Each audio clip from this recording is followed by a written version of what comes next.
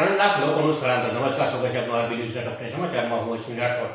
ચીનમાં મેટમો વાવાઝોડાનો ખતરો, જેના કારણે 151 કિલોમીટરની ગતિએ પવન ફૂંકાશે, જેના કારણે 3.5 લાખ લોકોનું સ્થળાંતર કરવામાં આવ્યું છે। ફ્રાન્સના એક જ વર્ષમાં ચોથા વડાપ્રધાન રાજીનામું આપ્યું। સેબેસ્ટિયને લોકાનુએ પીએમ પદ છોડ્યું। મેક્રોનની મુશ્કેલીઓ વધી। બરફના તોફાનને કારણે માઉન્ટ એવરેસ્ટ પર 1000 પર્વતારોહકો ફસાયા। બચાવ કામગીરી ચાલુ। બિહારમાં ચૂંટણી 2 તબક્કામાં યોજાશે, જેમાં 6 અને 11 નવેમ્બરે મતદાન થશે અને 14 તારીખે પરિણામ આવશે। પશ્ચિમ બંગાળના દાર્જિલિંગ અને કાલિમપોંગમાં 4 કલાકમાં 400 થી વધુ ભૂસ્ખલનની બનાવો, જેમાં 24 લોકોના મોત। વિષ્ણુ ગેંગને આતંકવાદી જૂથ તરીકે સૂચિબદ્ધ કરવામાં આવતા કેનેડામાં અનેક જગ્યાએ ગોળીબારની ઘટનાઓ બની।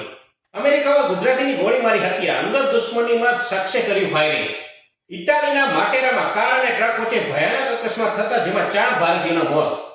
રાજ્ય સરકારની વર્ગ 4 ના કર્મચારીઓને દિવાળીની ભેટ, 7000 જેટલું બોનસ ચૂકવશે।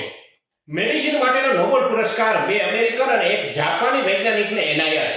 તો આ હતા ટોપ ન્યૂઝ અને હું હતો આપની સાથે અશ્વિન રાઠોડ। જય હિન્દ, જય ભારત।